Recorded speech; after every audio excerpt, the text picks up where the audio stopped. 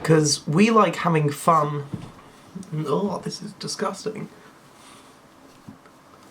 Because we like having fun at other people's expenses, and putting people down is just a minor offence. What is wrong with my hair? Ugh. See, it looks pretty good in a mirror, but on camera, it looks awful. I promise, it's this, like, why is it, it's like sticking out here, and then, like, I had like a grand plan to start this video with lyrics from the deepest song ever written, Fat Lip by Sum 41.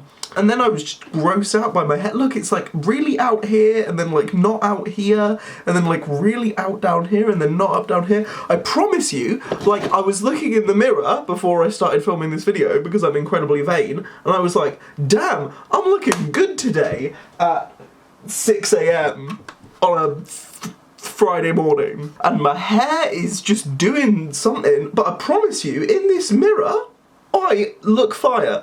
So when you see me in this video, just bear in mind that the me that you're seeing is anamorphized by the camera and in a mirror, which is perhaps the most accurate portrayal of a human being. I am as beautiful as I am as beautiful as I have always been.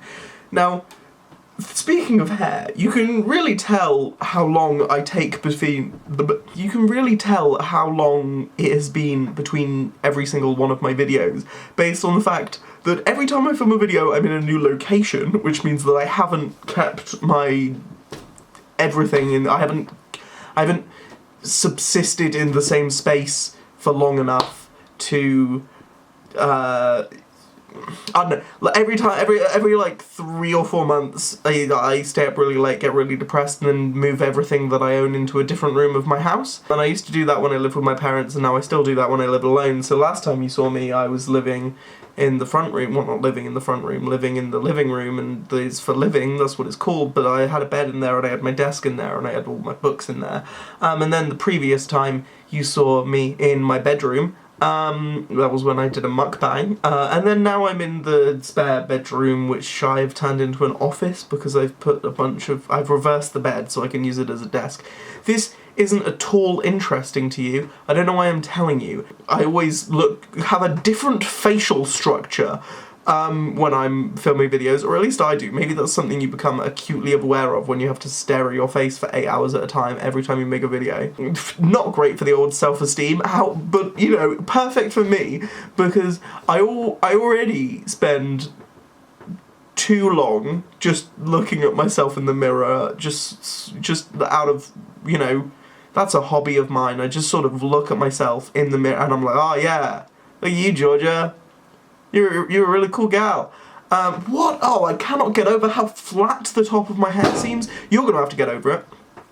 And the point C, the main point, that was the actual point that I wanted to bring up before I started this line of conversation, was that my hair has grown drastically between every time that I film a video. Because if you recall, I cut my hair, and now it's like shoulder length, but that means that every time I film a video, it's completely different because I never go to the hairdressers to consist with a standard hairstyle. I just sort of like let it rock and roll. And honestly, right now I've got like this lion mane thing going where it's like big everywhere, and I'm kind of loving it. It's longer on this side than it is on this side because there's no actual hair like here, because if you recall I cut my hair, so it's all just sort of like this Krusty the Clown shit here, so I have to take some from the top and put it over the top. You know what I mean by that. Or something. Hair, man, isn't this interesting, delightful, riveting? Just, Georgia Burrows talks about why her hair looks shit for 20 minutes. Wow, you remember when, you know, you stopped making videos because you felt like nobody would watch them? Yeah, because people are totally going to watch a video about you talking about your hair for 20 minutes, Georgia. That's a really good idea. I don't have much to tell you. Nothing much has happened in my life since last we talked. Other than the moving room and the hair. If you've got more going on in your life than the fact that you may be in a different place to the exact place that you were standing for about a half an hour period 6 months ago, and that your hair has grown, then you are immediately a more interesting person than I. So I would say that perhaps 10% of the population is more interesting than me, because let's be real, 90% hopes that they had that room thing going for them. Like, the hair, sure, standard, that's how humans work, their hair grows. But, like, unless you're, like, a bald man, or a bald woman, you know, bald women exist in the world, but mostly men are bald. That's an okay statement to make, I think.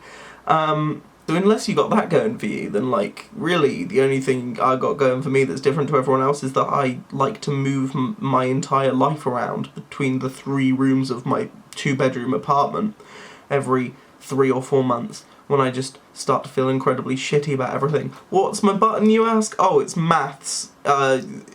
Yeah, maths. Everyone loves a bit of maths, or math if you're American. Let's be not kidding me. You're not American, because the only person watching this is my friend William Brown, maybe my friend Anna Lloyd Dimitrova, who also, incidentally, is only half English. Half of her, you, Anna, is Bulgarian. There are 2 Bulgarian phrases that I know, and I've never spoken about before on this channel. Those 2 phrases are, I cannot believe God made you this simple, and why haven't you washed the dishes yet? I can't believe God made you this simple is pronounced to prost lisibe or to prosta lisibe, because prost is a gendered term. I don't know which one it is for which gender. And why haven't you washed the dishes yet? I believe is zashtonisi is miwajanite, but that is also probably terrible pronunciation. Anna will tell me. Anna will message me on Facebook and she will say, hey, I enjoyed your video, however, you cannot speak my language. Not as in, like, I can't, as in, like, it's racially insensitive, although I'm sure it is. Her main issue will be my pronunciation, because Anna knows that I'm not a racist. And also, her boyfriend is the biggest racist in the world. He just is. Actually, I would say that he is the biggest racist in the world, but that was before I found out that my friend Windsor voted for the Brexit Party.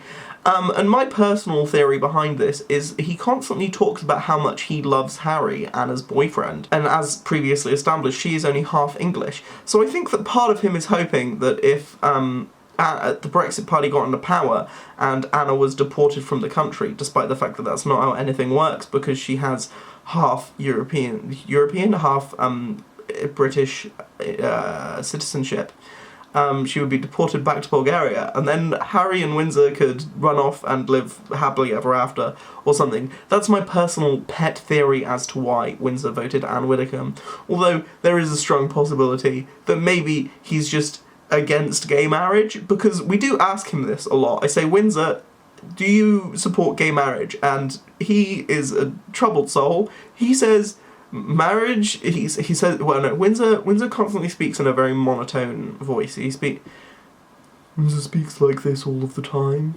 and he rarely has any emotion in his voice, and he just speaks like this, so, a conversation with Windsor will go much like this. Hey, Windsor, you voted for Anne Widdecombe. You know that she's not in favour of gay marriage, right? How do you feel about gay marriage?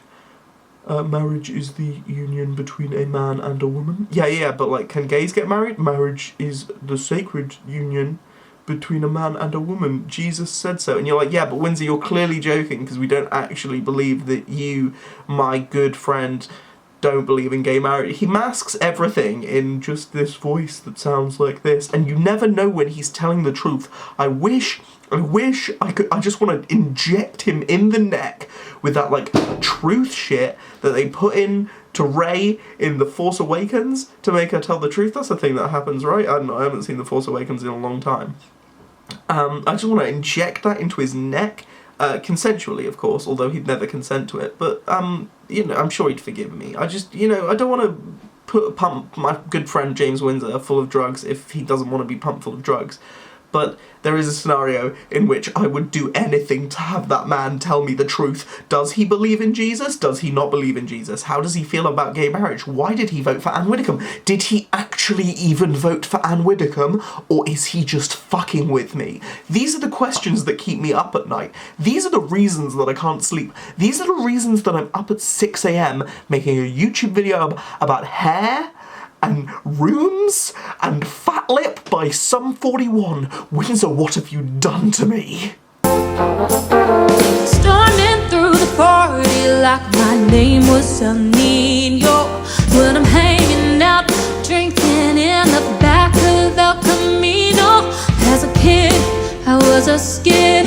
No one knew me by name. I trashed